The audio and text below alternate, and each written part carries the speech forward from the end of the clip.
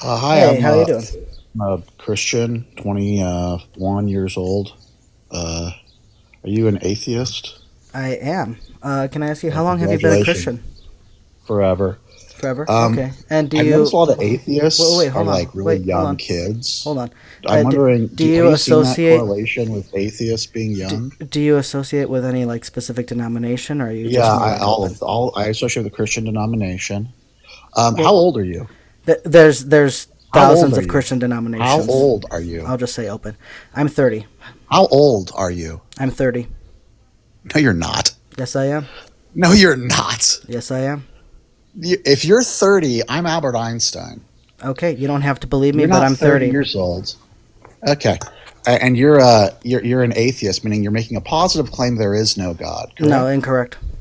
No, you're doing an agnostic claim that you don't know if there is a God. Correct. I'm an agnostic atheist. So that's the bifurcation between atheist and agnostic, right?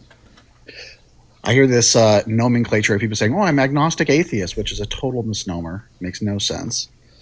Okay. So, do you So believe can you that help me randomness? understand how Do you the believe that Bible is true? randomness can turn into order? Can you explain to me how the Bible is true? I'm doing it right now. Do you believe that randomness can turn into order? Yeah, in certain You do. cases. In So if certain cases, yeah. randomness turns into Have order, you was ever it ever seen random? those science If demonstrations randomness where turns into order, people was it shake ever bottles of random? different beads in What them if and then they random? separate Why are you themselves? interrupting me? Why are Because I'm you trying to interrupting give you a this? very You're not easy afraid of this example. conversation, are you?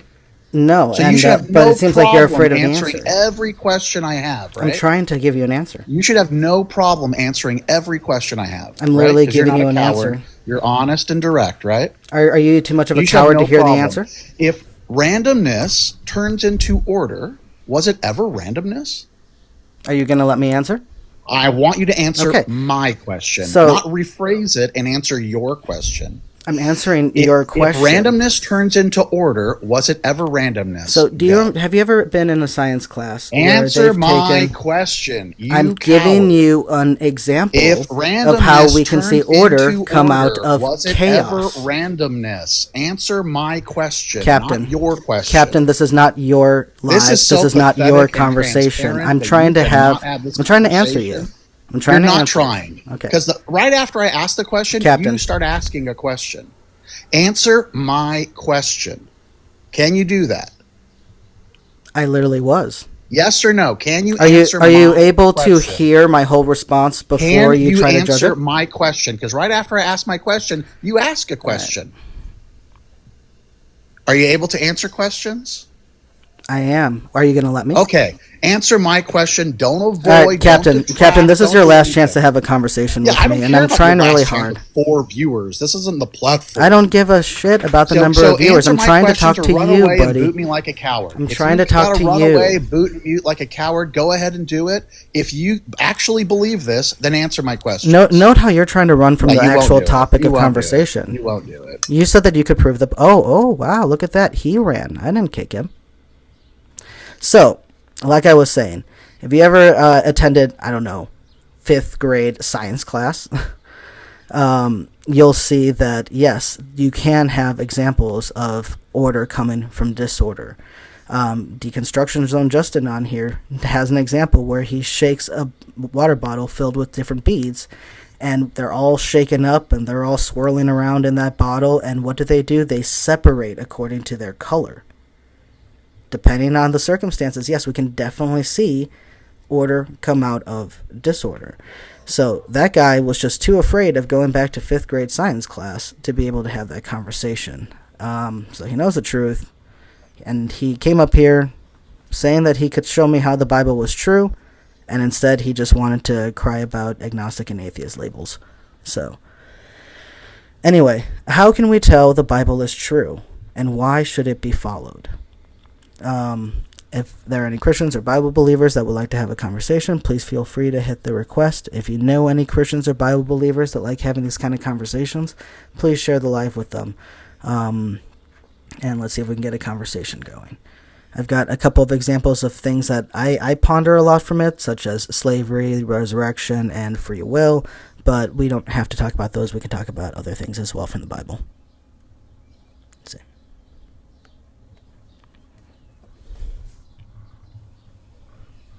Hey, how you doing? Hey, good afternoon. So in terms of how can we tell the Bible is true?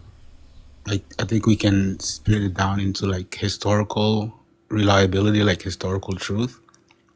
And one of the things is like for most of the Israelite kings' history, like after David and Solomon, we have archaeological records for a lot of those kings. We have archaeological records for some of the historical events that are described in them. And so that's one of the reasons why I believe we can tell that the Bible is true in terms of how it aligns with historical accuracy.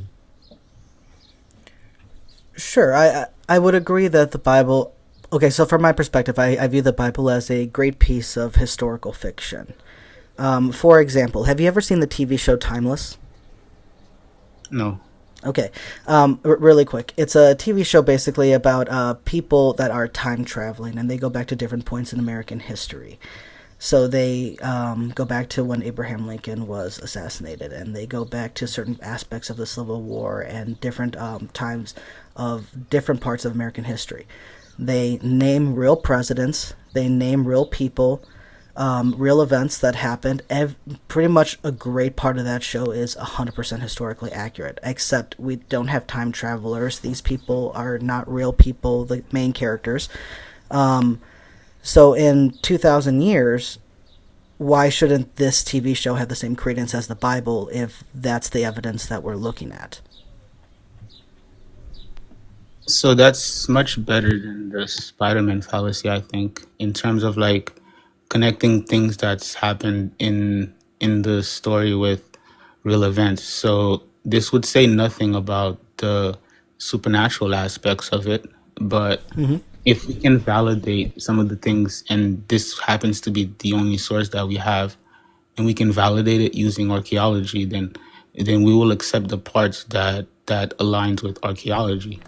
Okay, so then I would agree that we can definitely say that the Bible does have some historical fiction in it. That there is some accurate aspects of history that are in there, some real people, some real places, but there's a lot that we haven't been able to verify too. Like the Exodus, for example, there's no evidence of a mass exodus of the Hebrews as slaves from Egypt.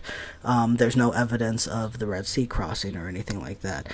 And there's very little to no evidence that Moses himself was even a real person. You can even find rabbis that would even say that Moses is more of a legendary figure.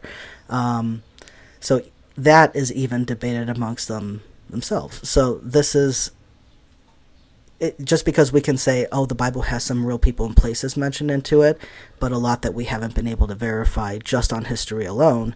Why would we say that the few hits it does get is enough for us to say that the Bible's true?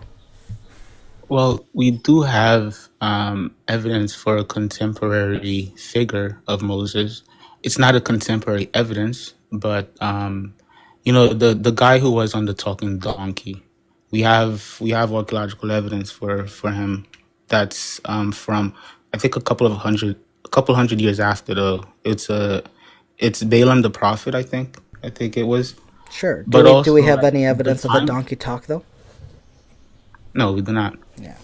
But like it described him perfectly as someone who was known to be a prophet at that time, and so like we can at least know that this is drawing from a common source, perhaps about Balaam, for example. At least not regarding necessarily the Exodus, but the events after the Exodus, for example, in regards to Balaam and all of the things that happened there.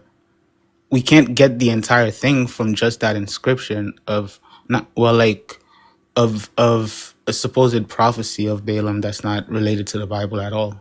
But in terms of establishing him as a historical figure, that's certainly strong. In terms of like any event that happened before, let's say King Solomon, it's hard to get because those would be mostly inscriptions in rocks and clay and all these other things that we don't really have. But we can try to see like the Song of Moses, for example. We can have people try to date the linguistics of it, and scholars do tend to, well, at least some I've read. Let me just say I've read that the Song of Moses, the Song of Deborah, the Song of the Ascent after crossing the Red Sea are some of the oldest forms of Hebrew in the Torah. And so a song that Moses himself sang, um, like that seems to be at least evidence that it wasn't composed much later, like during the documentary hypothesis, or it was at least incorporated, if you want to accept like J.E. and all of the other ways, the source criticisms for the Torah. But in terms of like King David, I mean, the fact that he established a house, a dynasty, even though we don't have contemporary evidence for him, would tend to point to at least him being more probable that he existed. So aside from the Bible mentions a few real people and a few real places, what else can we look at to say that the Bible is a true story? Because there's a lot the Bible claims, not just historical things, but also the way the world works, the way biology works, the way that, the spiritual world works, God, the supernatural, miracles. There's a lot that the Bible claims. It's not just these people lived at these times. So there's a lot that we have to look at to say the Bible is true or it's not, or it just has some true things. I'm on the position that it just has some true things, but its overall message no one has demonstrated to be true. If someone were to say, I believe the Bible is true, what is the evidence that they're gathering to say that? So in terms of like the ones that we can't objectively verify, those would tend to go along like prophecy in terms of like based on how people are interpreting it. So that would introduce some post hoc rationalization for sure, right? So that sort of like gets hard to prove objectively. So it would just be depending on how strong the argument is, how strong the argument is for that in terms of like Sure, scientific. but the argument is built off evidence, no? So one example would be what in your mind? Well, that's what I'm asking you, because you're saying that it depends on, like, even if you can't get to the full point of saying this is 100% true and we can prove it, you still have to provide, like a good argument for why it's true. And that argument, if it's valid, should be based off of evidence. So, like, for example, if I were a Christian and I said, I believe the Bible is true because I believe that, the world was created and, creation needs a creator, and the Bible tells us that, God is the creator, and I spun this whole thing to try to, fit it all together while using facts of reality to build up my argument. To evidence is any kind of data or facts of reality that are used to show that the proposition you're proposing is true.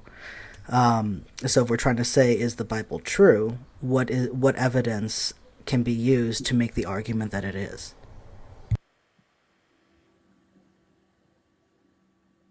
So we can test, like, for example, maybe a supernatural claim that has happened, but I'm sure you can find some like materialist explanations for them, so they don't tend to be accepted as evidence. So like let's say you can prove, like, one thing I like to point is Sodom and Gomorrah.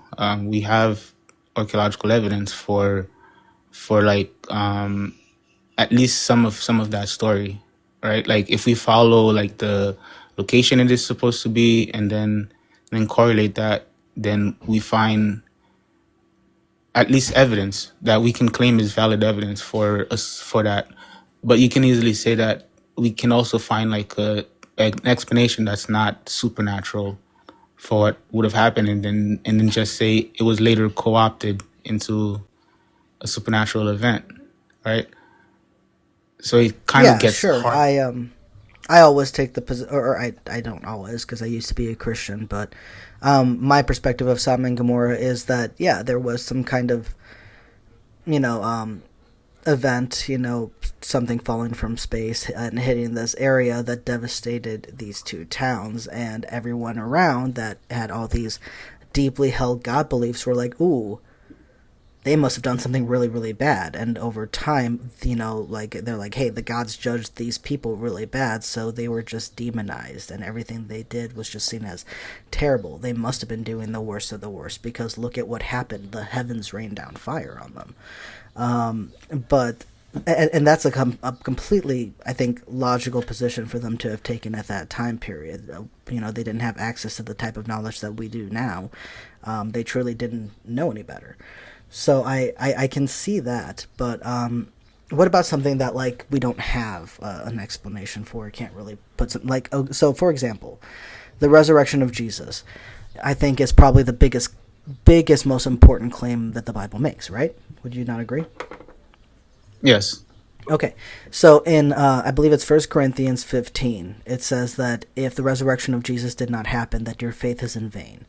So even if we want to say that it's a faith-based belief, the foundation has to at least be strong. As Jesus said, you have to build your house on the solid foundation versus the sand, otherwise it's going to just crumble.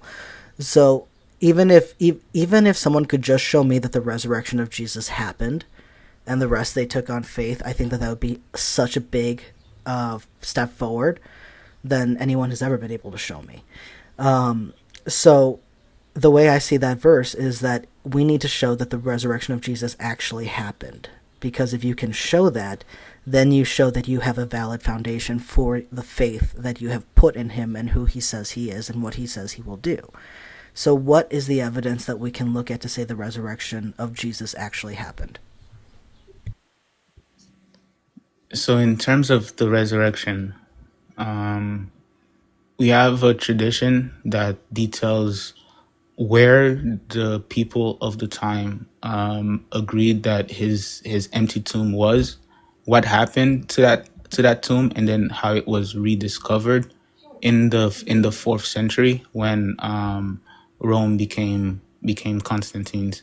So that's one of the more compelling evidence, the fact that we have a tradition that makes some claims that modern archaeology is able to confirm has an archaeological history that dates back to the 1st century.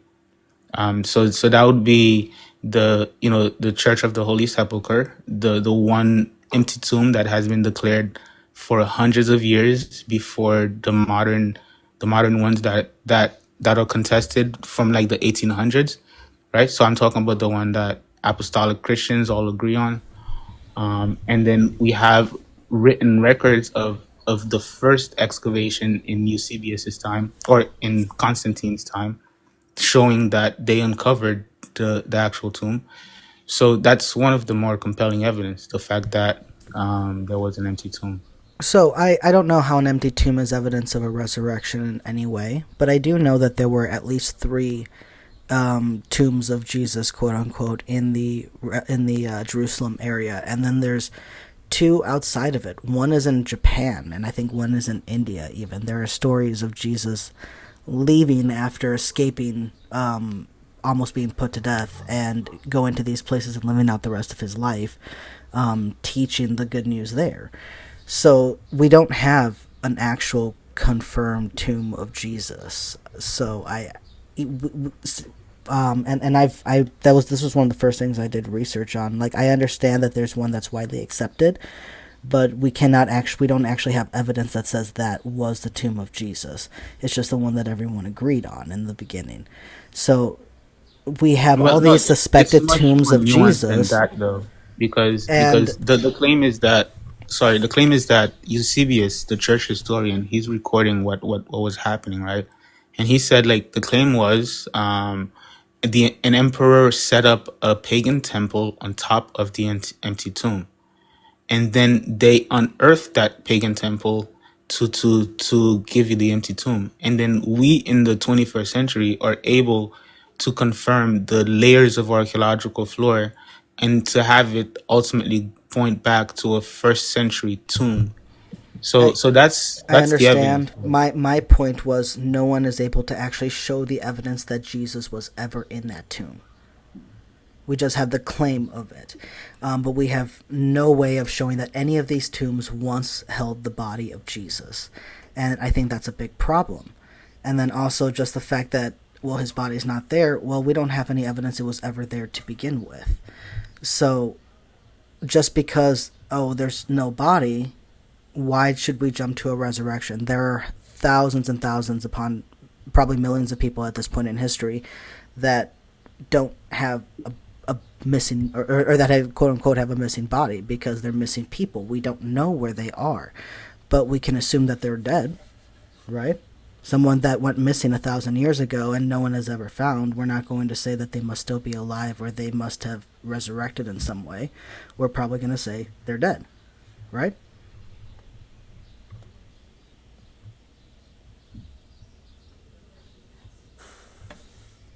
So simply just we can't find their body doesn't equal resurrection. So how do we get to a resurrection?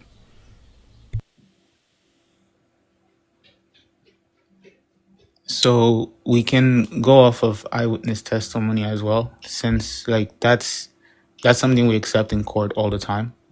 And the fact that we have multiple eyewitness testimony, I'm not just appealing to Paul stating 500 witnesses, but the disciples themselves are sufficient to show that. They definitely believed to have seen the risen Jesus, right? And the explanations that have been proposed, like such as the swoon theory and the twin theory, do not present the best evidence for it. In terms of like, I guess it depends on believing the eyewitnesses, but eyewitness testimony is certainly valid. Okay. So yes, eyewitness testimony is accepted in our court system, but it is actually the worst form of evidence. We would rather have anything else. Video, forensic, DNA, any other type of evidence would be better than someone just saying this happened. And even still, no one can be sent to prison or face any type of guilty verdict just on eyewitness alone. There needs to be evidence that backs the eyewitnesses. So, we have some people that said a thing way back in the day. How do we know that that thing is true?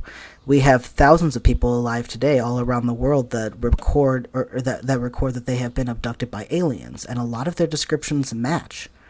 I don't think that we should just say we have thousands of eyewitnesses that have claimed to see aliens because they were abducted by them and they have matching descriptions. Therefore, aliens are real and they are abducting people.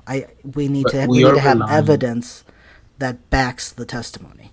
You know what I mean? We are relying on those same eyewitnesses to say that Jesus was crucified under Pontius Pilate.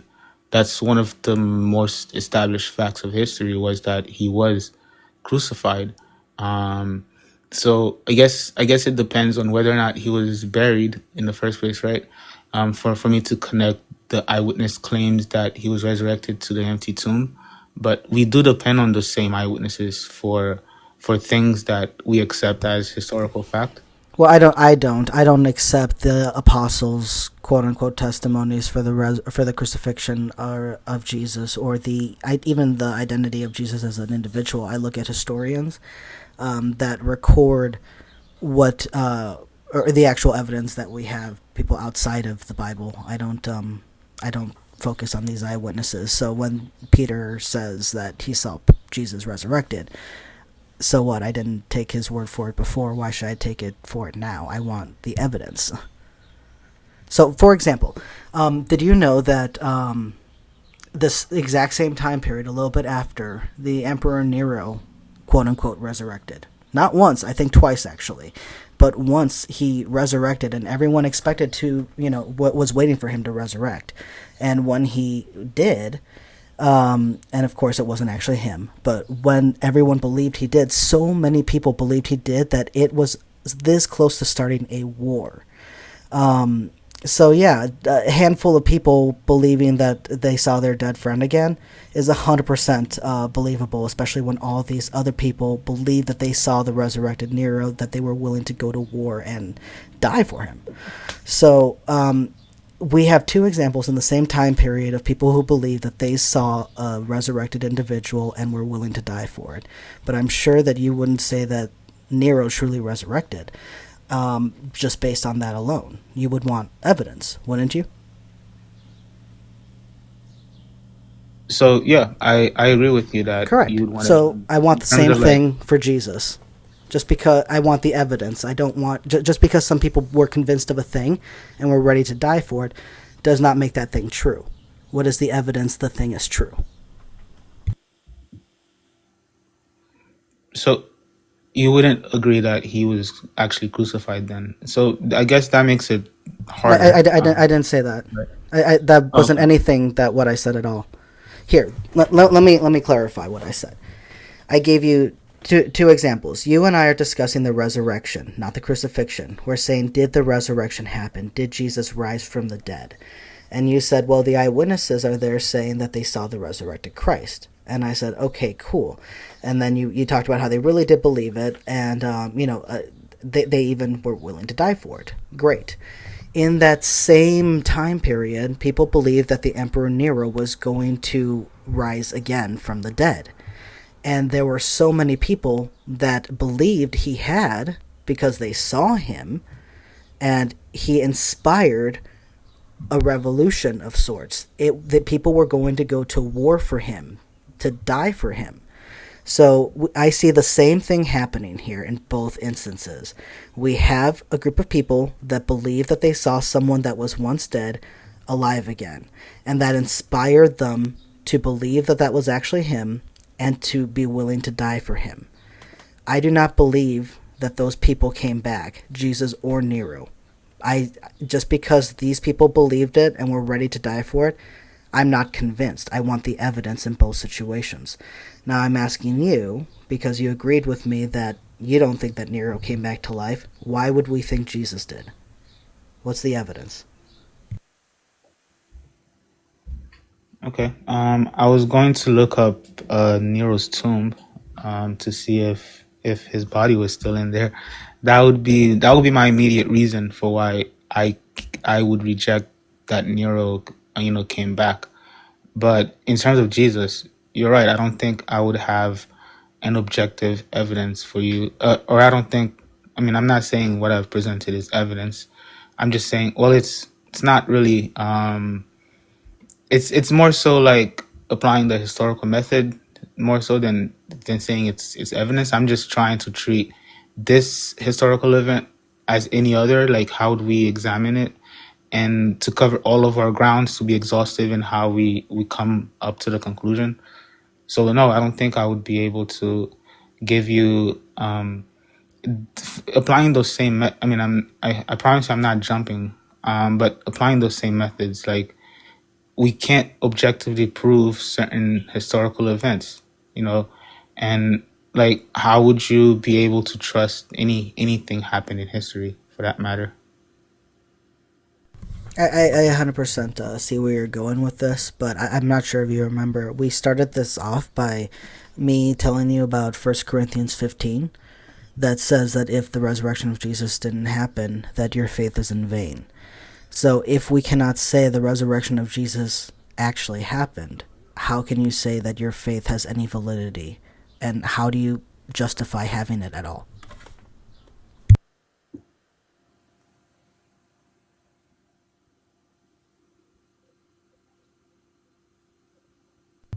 Well, you can't really well, like in terms of faith, that's what faith is, right? Um, there are ways to justify your faith to yourself, not necessarily to others. So if one's justification feels adequate for them, I don't see the problem with that, I guess. But it's just not objective. I agree with you. We're trying to find an objective. So do you agree that your faith is in vain then? That you can have faith, but it's in vain? Oh no, I wouldn't agree with that. But that's what the Bible says. It So says so since you if we since you know can't for a show fact that it did, since you can't show that it happened, and you can't say that it's actually a true event, you can't say that your faith is valid. You would have to admit that your faith is in vain. it's saying that if A then B, right? I would have to establish A for me to conclude B. I think you're concluding B without, it's like, because he said if Christ did not rise from the dead, I Correct. haven't established that he hasn't, right? So that's how I interpret But you that haven't passage. established that he has. You just say, I believe it, which is great, but you're having vain faith. You're having this, just blind faith. It's not built on anything solid. So, like, that's great, but it makes it no different than the Muslim or anybody else? I would agree with that. I mean, I would welcome that if we would apply the same thing. And I promise you, I don't even know your scientific views, but like if we would apply the same thing to abiogenesis, for example, like if we want to talk about, like, we have revivals all the time in hospitals, so it's not improbable for someone to come back from being unalived, right? We have a world record of 17 hours, I believe. And I think that's more valid science than the actual science of abiogenesis. It doesn't actually prove the historical event of abiogenesis, right? So I think it would be the same thing. Okay, And I, I I, I would, can't speak on abiogenesis, but as far as, you know, human beings learning the human body and learning how to, push death off a little bit more and help people through medical issues to extend life, that's all our doing. That's completely different than a supernatural God resurrected Jesus from the dead. So the two are not comparable. in terms of probability, if you want to say that it's improbable to for that to have happened, but that's why I say we apply the historical method. So like we either apply the historical method or we try to replicate this in the lab, right? And that's what I was trying to say. Like in terms of if you think that, because one of the, well, let's not make this about abiogenesis. And you said you don't know too much on. No, I can't speak on abiogenesis. I'm not going to pretend to. That's fine. Um, but in terms of like, is it what's more likely to bring back a cell that was unalive 1 second ago versus to actually bring it about?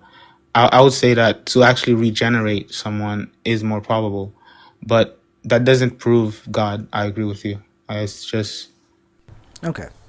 So, it's getting to, I think, the point where I don't think we can say if the Bible is true or not. It's just going on this. I would call it vain faith, blind faith, but I don't think you would agree with those terms.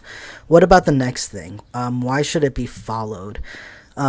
I know that we talked a little bit about, slavery and stuff, but like, different teachings altogether, teaching that if women don't bleed during their first time, that, that they weren't really a virgin and that they should be stoned to death, or saying that if a woman is attacked by a man, then she's an unengaged virgin, that they get married and that they can't divorce. I don't agree with a teaching that a victim has to marry her attacker, or other teachings of putting your rebellious children to death. I think that that's horrific as well. Things against freedom of speech, things against freedom of religion. Lots of these can be found in the law of God and in the teachings throughout the Bible. So why should we follow this book? so a lot of people has chosen to follow it because of the stability that it brings to certain societies. So in terms of like the way it's implemented, lots of people don't interpret those passages the way that um, some people find that it makes more sense. So in terms of why it should be followed, if you're someone who believes that the Bible is actually saying those things, like if I actually believe the Bible was saying those things, I would not follow it at all. Well, what And about the stoning and offing your rebellious children? Do you agree with that teaching? if that was in the Bible, I wouldn't necessarily agree with it in terms Can I of the. show you in the Bible? I know stoning for certain offenses, but Yeah, stoning your but can children, I I don't know show if that's you? what you're But can I referring show to. you them? There's Yeah, go ahead. yeah. So There's two places. One is in Deuteronomy chapter 21. And so in Deuteronomy 21, starting in 18, going to 21, and then the other one is in Exodus 21. So we'll read the Deuteronomy 21 first. If someone has a stubborn and rebellious son who will not obey his father and mother, who does not heed him when they discipline him, then his father and his mother shall take hold of him and bring him out to the elders of his town at the gate of the place. And they shall say to the elders of the town, This son of ours is stubborn and rebellious. He will not obey us. He is a glutton and a drunkard. And then all the men of the town shall stone him to death. So you shall purge the evil from your midst, and all of Israel will hear and be afraid. And the thing that troubles me about this passage is there is no call for evidence to be given. It's just the parents saying, "Hey, he's a piece of shit," basically. And then you go to Exodus chapter 21, and in verse 15 it says, "Whoever strikes mother and father shall be put to death." And then in verse 17 it says, "Whoever curses father or mother shall be put to death." So if you do things your parents don't like, if you speak ill of them, or if you hit them, they're supposed to unalive you. And then one more passage, jumping to the New Testament, in Mark 7. The elders are scolding Jesus for not having his disciples wash their hands before they eat, because that's the tradition. And Jesus responds by telling them in verse 9, in verse 6, he says, he said to them, Isaiah prophesied rightly about you hypocrites, as it is written, the people honor me with their lips, but their hearts are far from me. In vain do they worship me, teaching human perspectives as doctrines. You abandon the commandment of God and hold to human tradition. And he said to them, you have a fine way of rejecting the commandment of God in order to keep your tradition. For Moses said, honor your father and mother, and whoever speaks evil of father and mother must surely die. But you say, if anyone tells father or mother, whatever support I have, or whatever support you may have had from me is Corban, that is an offering to God, then you are no longer permitted to do anything for a father or mother, thus nullifying the word of God through your tradition that you have handed on, and you do many things like this. So Jesus scolds the religious leaders at his time for not following the laws of God that just simply say, even if you just speak ill of your parents, you should be unalived. So if a kid, and I'm sure you see this a lot because I know I do, if a 15-year-old tells his mom, F you bitch, should we take him out and stone him to death? No, I don't. I wouldn't argue that that's what when you say curse, right? The word curse there isn't to use profanity. It says speak against, speak ill of, speak evil to. So, it would count to. It's talking about that extreme disrespect. I can take a look into this to see if you're correct on that. If it's talking about extreme disrespect, but yeah, sure. I want to look at this more in depth before I even comment on it. Sure. Like I think that, but if it comes out to find out, if you come to find out that this is indeed what the Bible is saying, are you going to support it, or are you going to say maybe the Bible is messed up and should not be followed, at least not fully? A lot of the time that's not often the case, but I always put that out there as a possibility. Okay. Yeah, sure. Okay, good. I'm just saying a lot of the time that's not often the case, though. Yeah, no, that's fine. And I encourage you to do your own research. A Christian, but I'm just saying, though, in terms of I would originally read something, and then that's not at all the best interpretation. But right now it looks bad, but I'll look into it further. Absolutely, and that's all I ask. I'm not here to tell you have to stop being a Christian or you have to stop believing the Bible. I just like having good conversation and hopefully have critical thought spark on both our sides. I always encourage people to do their own research, Yeah, no problem. So let me get those verses again. I think the one I got the one mentioned Deuteronomy 21, then Exodus 21. So those two should be easy to remember. Mm-hmm. And then the beginning of Mark 7. The Jesus one? Okay, Mark 7. Yeah, Mark 7 is where you'll find the Jesus one. Yeah, I'll look into that. All right, awesome. Well, is there anything else? Would you like to talk about other Oh, things I that I did. find troubling about the teachings in the Bible? So I did want to talk about. I mean, we don't have to talk about it today. In what we were talking about with slavery, right? Um, I think I hope you understand why I find my interpretation. Why I'm more confident in my interpretation in terms of like in terms of like we both agree that there's two tiers um of in terms of like the Israelites get one treatment whereas non-Israelites get another treatment, but we just don't agree on like when the situation applies to who, right? And I hope at least you understand the argument for why the term Hebrew slave in Exodus 21:2 cannot or should not be applied to an Israelite, a God's chosen people, just from a textual point of view, like internal critique. Yeah, I do think that I understand where you're coming from, but obviously I think that I disagree, and I hope that you understand my perspective on it. I think it's pretty clear that we're only talking about two groups of people: the people that God chose and everybody else. But I think that even if we went with your perspective, we're still seeing that, even if, oh, well, the Israelites couldn't even be indentured servants, and then there's these other people that can, there's still the other people that can still be property forever. It's still not escaping the issue of God allowing slavery and this barbaric, horrific practice being, condoned. So it's to me, it's still not escaping the main issue of, I would say, the point here. Does Okay, that make what sense? you saying?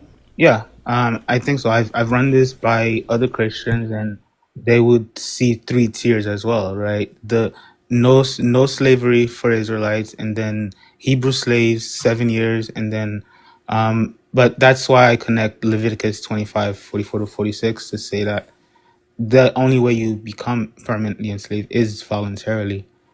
Um, the thing is like you can have three tiers, but you would have to describe what is a Hebrew slave then. If it's someone who is living in Israel but isn't, like, that's already part of Leviticus 25:44 to 46.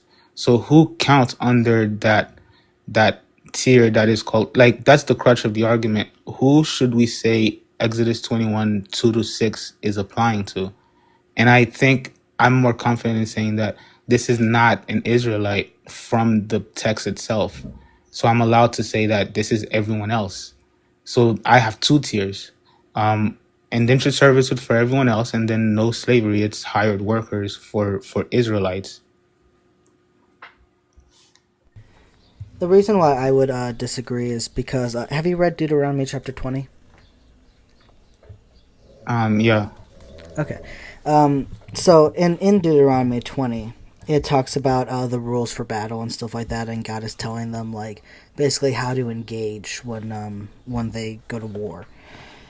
Starting in verse 10, it says, "When you draw near to a town to fight against it, offer terms of peace. If it accepts your terms of peace and surrenders, then all the people in it shall serve you at forced labor. But if it does not accept your terms of peace and makes war with you, then you shall besiege it, and when the Lord God gives it into your hand, you shall put its males to the sword. You may, however, take for plunder the women, the children, the livestock, and everything else in the town as its spoil." So we see a way that they can get these permanent slaves. I see this in relation to Leviticus 25:44 through 46. These are the people that you can own forever. These are the people that you have taken and you are now using as forced labor. These are the people that are there by force, and if that's the case, then they can't have been there willingly. We also see in Deuteronomy 21, the very next chapter, the same as the rebellious kids, starting again in verse 10, that when you go out to war against your enemies and the Lord your God hands them over to you, you may take and you take captives. Suppose you see among the captives a beautiful woman whom you desire and want to marry, and so you bring her to your house, and she shall shave her head, pare her nails, discard her captive's garbs, and remain in your house a full month, mourning for her father and mother. After that you may go in to her and be her husband, and she shall be your wife. But if you are not satisfied with her, you shall let her go free, and certainly not sell her for money. You shall not treat her as a slave, since you have dishonored her. Now here is something that I would actually argue, and while I know it says you may not treat her as a slave, that's just saying that you can't sell her or make her work for you as forced labor. You pretty much have to let her leave the house. The problem why I think this is worse is because you have taken these people captive somewhere else. You notice amongst the captive a woman that you are very clearly lusting over. And in the Talmud, which is, a discussion of rabbis of the understanding of the times and cultures, yes, this was about soldiers that raped women after battle, and then they would take their raped women and make them a quote-unquote wife. In Israel, they would strip her of her identity by cutting her hair and her nails and taking away her clothes, and they would only give her 30 days to mourn the fact that her whole life has changed. Her family is dead, and she is about to become the wife of the man who did it to her. And then if he doesn't like her, he's just instructed to literally kick her out. He just kicks her out. It doesn't say anything about providing for her or sending her home or anything like that.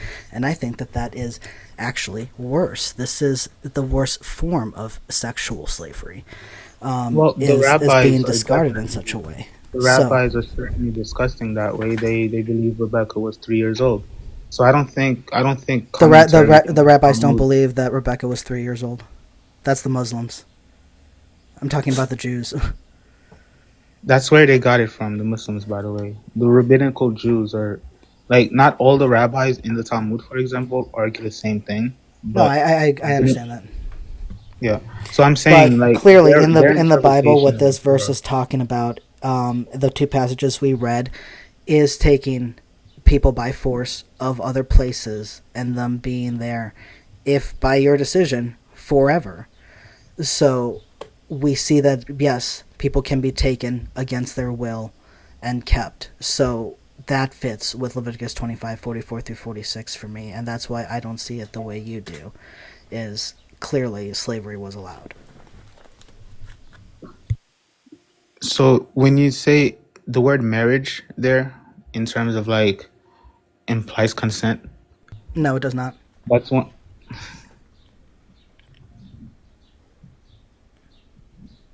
There is the history of marriage is so muddied with non-consent. Marriages used to be arranged, and arranged marriages, lots of them have a great history of the people that got married did not want to be, or one of them did not want to be.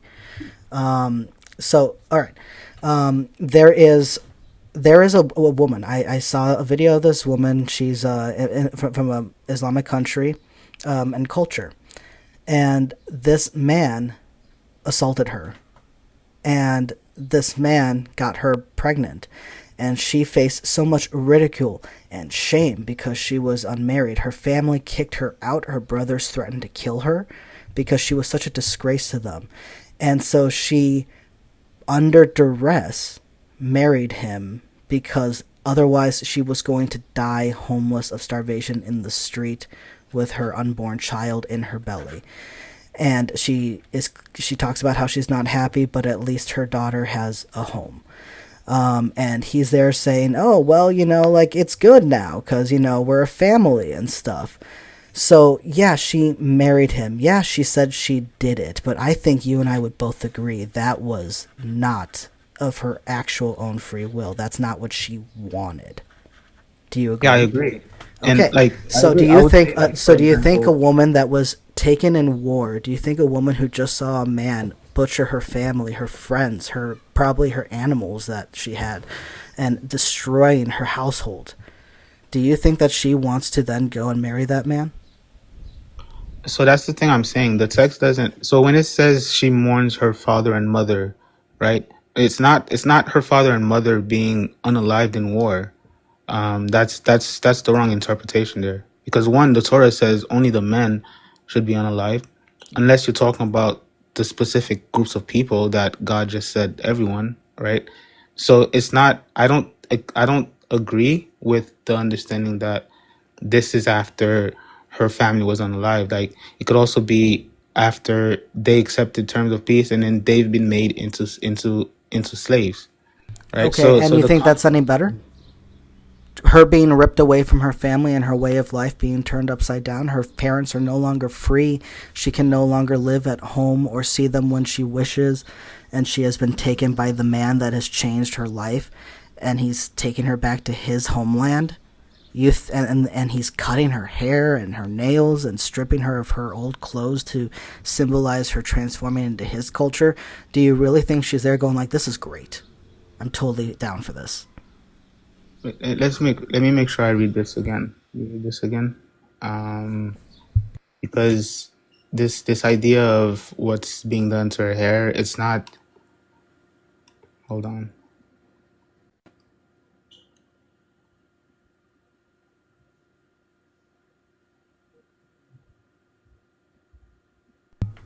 Yeah, right? This is awesome. Thank you, everyone, for the likes and the shares. Thank you for the gifts. I appreciate it. If you guys missed anything that we said, any Bible references, I know that some of you guys put down some people to check out. John Lennox, and was a name I saw, but if you guys missed any of that, I post my lives on my YouTube, so you can go back and hear them, catch any references or any names that popped up that you missed and wanted to go back and look at. Thank you all. I appreciate your support and your engagement in the conversation. And thank you to Algebra. I know that we've been talking a bit in the DMs, so it's good to actually talk to you voice to voice. Yep, no problem. So some of the commentaries here I'm reading do not at all interpret it this way. Like one of them, for example, say that shaving her head is an external sign of mourning. Not like a slave, not like the person doing that to her. That would be from the Talmudic point of view, I guess. But let me see. I've looked into this before. I don't know if I posted a video that earlier part in that particular. that has the commentaries on Bible Hub that use the Talmud as source material that show that this was to symbolize the shift of her identity from her old pagan life to now actually reflecting a wife of an Israelite. So this is all about symbolizing her change from this old disgusting heathen to now a wife of a godly man. This is when I don't know, like this is when I find conversation like this difficult, I guess, since it would be like I can tell you the parts that I think we can both agree are bad. Like the word there that says you can't just let her go wherever you go because you have humbled her. The word there is implies more than just humble, right? And I want to say it implies less than grape, but it implies What way more than just humble. I what think does that's what does it mean? What is it describing by saying that no matter what word we put in there that he humbled her or whatever word you want to use? What is being described there? it's okay. So when I say earlier that marriage implies consent, I would say that word removes consent, implies that it wasn't full consent, right? So I think I we would can say the agree. fact that she's a captive shows that that's not consent. Captives can't consent. Well, in if we're talking about a scenario after a actual unalivement, but if I'm interpreting it in the way that we did a little bit earlier, in terms of like offer them peace and then they shall serve you forever or something like that. So that's why I say that. I'm not trying to Yeah, but it offend also you. says that if they don't, you slaughter the males, but you could keep everyone else. It doesn't say that you have to keep everyone else. You can slaughter everyone else still. But regardless, it doesn't matter. This woman's whole life has just been turned upside down, and she is now a captive of war. Whether or not it was quote unquote peaceful or not, she is a captive of war. Her consent literally can't be given.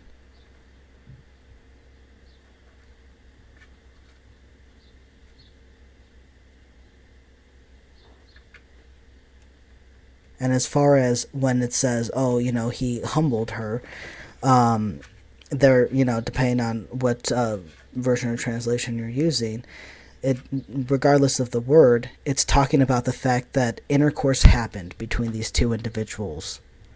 There was physical intercourse.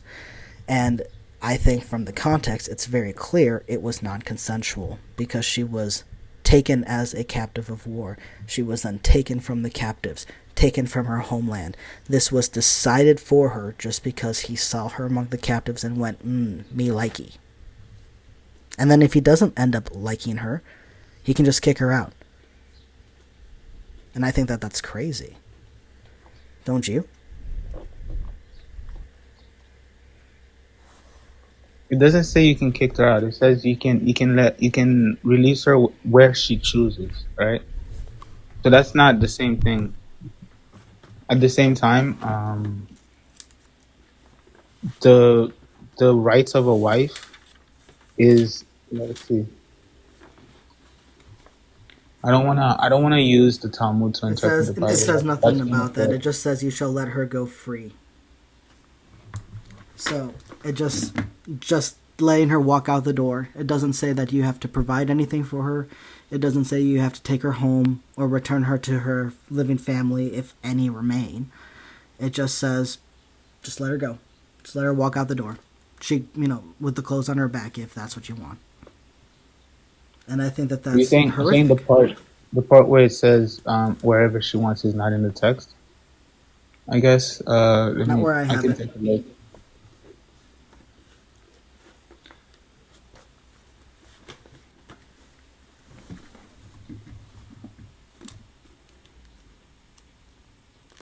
It was like I got two different ones. I'll check the other one, but not the one I was looking at before.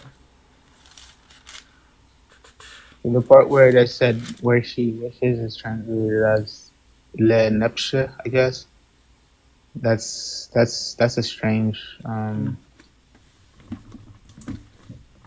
Anyways, Sure. I think So like you it's shall let literally her go meaning where she wants. So for let's her say soul, she says I want to for her go soul. home. Where does it say that you have to get her home?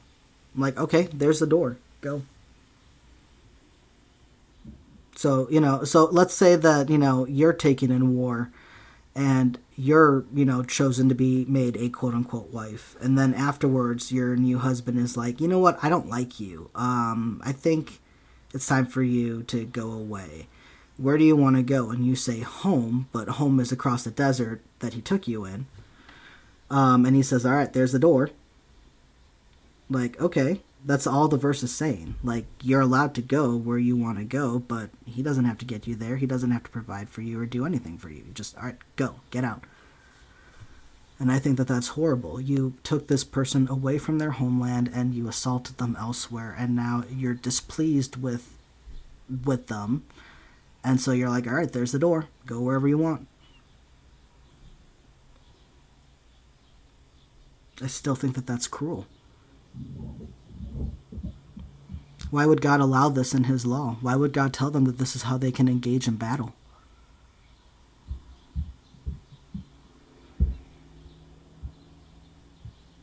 Why should we follow a book where this God says this stuff? That's the thing. Like at least for this part, I've visited this topic before, and Hmm. I've interpreted completely different from you. I don't know how to convince you of it otherwise. Well, Nor you do I you agreed with me that you're not really seeing that it was a the quote consent. unquote full consent, um, which seems like if you don't have full consent, then it's assault because there is no such thing as a middle ground when it comes to consent. You either have it or you don't. So, not having full consent is not having consent.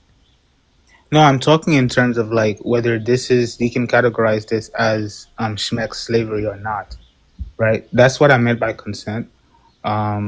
But like either way, the fact that the word there for humble is not really humble. That's I was just using a linguistic argument to interpret the passage Right. instead of which would bring us closer to understanding, right? I think. But in terms of like the part about like her release, I think we're interpreting it differently. I don't know if I'll interpret it the way you are, So, but so do you the think these part about captive women consented? I can't imagine them consenting if even in the context of a conquest without blood, Okay, right? so I think you and I are on the same page there. How on earth could we possibly get to it's okay for the Israelites to take them and make them a wife then?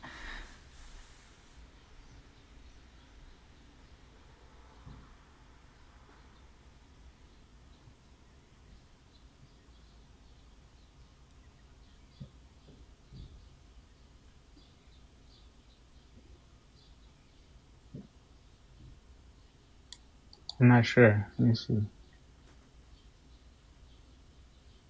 Because I think that that's the whole point here, and the hang up for me is that it I can't imagine that these women consented, even if it was a quote unquote without bloodshed thing. Their parents were just taken into slavery. Their way of life is flipped upside down. They're being taken away at the will of this man they don't know, and their hair's going to be cut. Their nails are going to be cut. Everything's going to change. I don't think that they were ready to be like, yeah, let me jump this guy's bones here.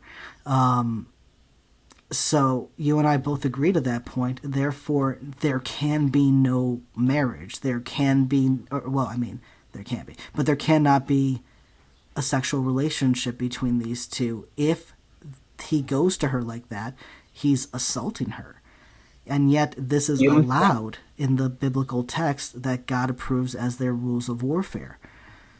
you don't think it's How can we possible say that this for God is good and just when he does stuff like this? would it be a fair interpretation to say that she's being redeemed from serving as a slave? Like I was gonna So interpret Exodus because 21, right? Exodus 21, when it talks about selling your own daughter into, and then it talks about, it goes on to right. describe that Hmm. in you can make the argument that it's not shmek slavery, but it's an actual marriage. But I was going, I hope you understand where I was gonna go with that. Are I you want to saying know that if you the think captives women's choices were sleep with me or be a slave? That's not consent well, either. if you put it that way, That's not I mean, consent either, man. that's that's that's terrible. Oh my gosh. Yeah, yeah, exactly, Queen. It's coercion. That's literally abuse and manipulation. That takes away consent as well. But anyway, algebra. I have to go. I have to start getting ready for work. But I have enjoyed our conversation. You're welcome to come back any other time as well, and we can have more conversations.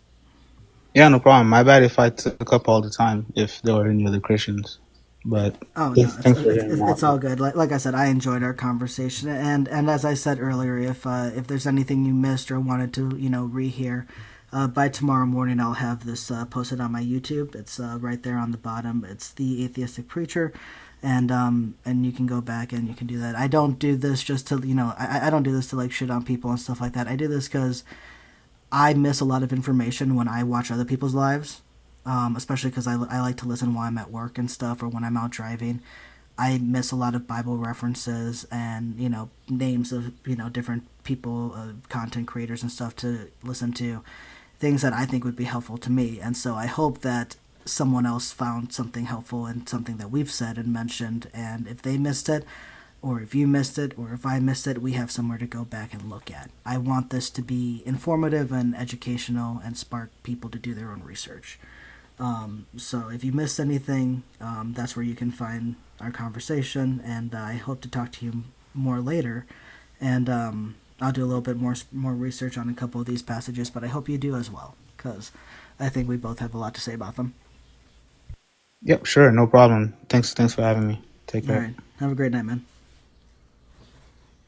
All right, thank you everyone for being here. I